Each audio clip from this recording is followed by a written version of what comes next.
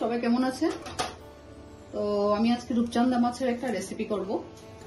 তো রূপচাঁদা মাছগুলোকে এইভাবে মাঝখানে একটু চাকু দিয়ে ফেলে নিয়েছি। নিয়ে আমি এখন একটু হলুদ নুন দিয়ে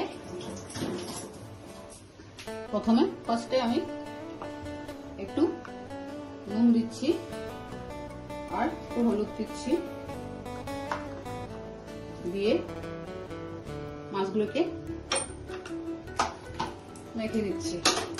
তাহলে আমার সাথে থাকুন, দেখুন কিভাবে আমি কি করছি। আমার রেসিপিগুলো রূপচাঁদা মাছের একটা রেসিপি নিয়ে আসছি, দেখুন এইভাবে মেখে নিয়েছি।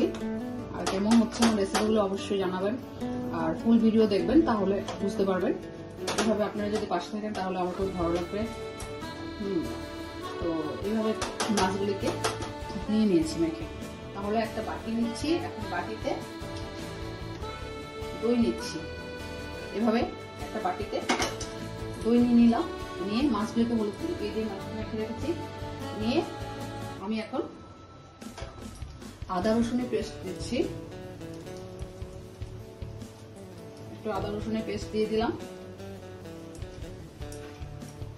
তারপর একটু লেবুর রস দিচ্ছি, দই দিয়েছি, একটু লেবুর রস দিচ্ছি, দিয়ে কাশ্মীরি কালার মরিচ দিচ্ছি, আর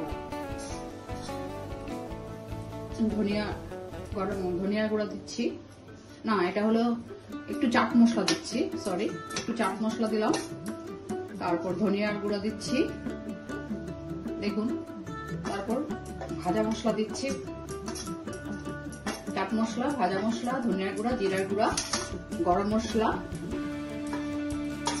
দিলাম, দিয়ে কাশ্মীরি কালার মরিচ দিয়েছি, দিয়ে দিচ্ছি।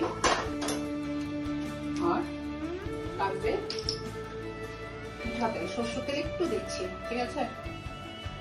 এভাবে আমি দইয়ের সাথে এগুলি সব ম্যারিনেট করে নিলাম মশলাগুলো, দেখুন।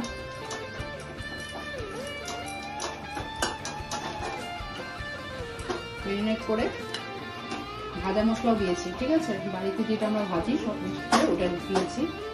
এলাচ, দারচিনি, ছোট লবঙ্গ, বড় এলাচ, জায়ফল, জয়ত্রী সব মিক্স করে দিয়েছি। আর চাট মশলা দিয়েছি, ধনিয়া গুঁড়া, জিরার গুঁড়া, কাশ্মীরি কালার মরিচ দিয়েছি, আর হলুদ নুন দিয়ে তো ওখানে মেখে রেখেছি। তাহলে এখন আমি মাছগুলোতে এভাবে ম্যারিনেট করে নিচ্ছি, দেখুন। আর কাঁচা তেল দিয়েছি আর দই, এইভাবে মাছগুলোর উপরে আমি ম্যারিনেট করে নিলাম। এই সাইডে আমি এখন একটা তাওয়া বসিয়েছি, বসিয়ে দেখুন তেলটা গরম হয়ে গেছে।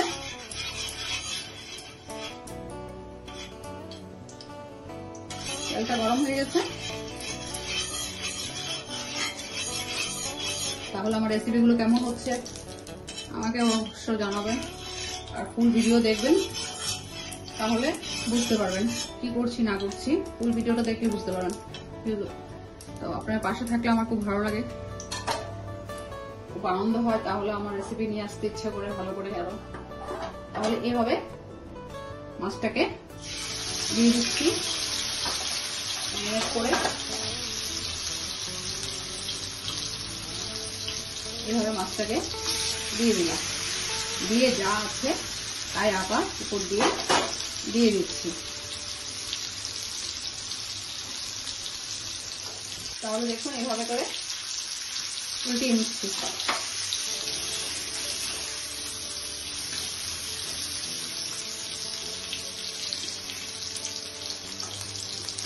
দুর্দান্ত একটা গন্ধ বেরিয়েছে।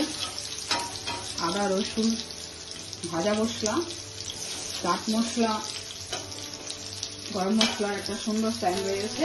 এভাবে আমি ফ্রাই করে নিচ্ছি।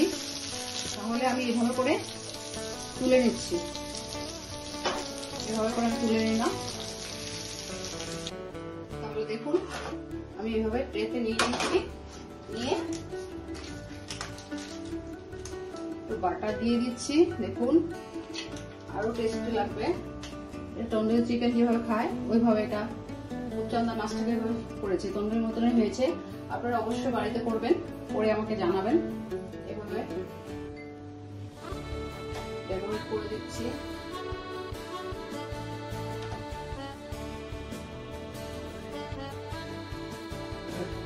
এটাকে একটু ভালো করে করতে হবে। দেখুন দুর্দান্ত একটা রূপচন্দা মাছের রেসিপি হয়ে গেছে। আপনারা অবশ্য করে আমাকে জানাবেন। Thank you. আর সাবস্ক্রাইব করে দেবেন, লাইক শেয়ার। দেখুন একটা দুর্দান্ত রেসিপি করে ফেলছে। রাখছি তাহলে আজকে। Thank you.